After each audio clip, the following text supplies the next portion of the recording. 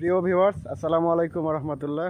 আপনারা সবাই কেমন আছেন? আপনাদের দোয়া এবং ভালোবাসায় আলহামদুলিল্লাহ আমি অনেক ভালো আছি। আমাদের এলাকার ভাষায় একটা এরকম কথা আছে, 9টা গরুর 6টা নাই, কালো গায়ের মা বেটা নাই, আর বেড়া বলদের পাত্তাই নাই। তো আমাদের ফ্রেন্ড ফলোয়ারের অবস্থা ঠিক এরকম হয়ে গেছে।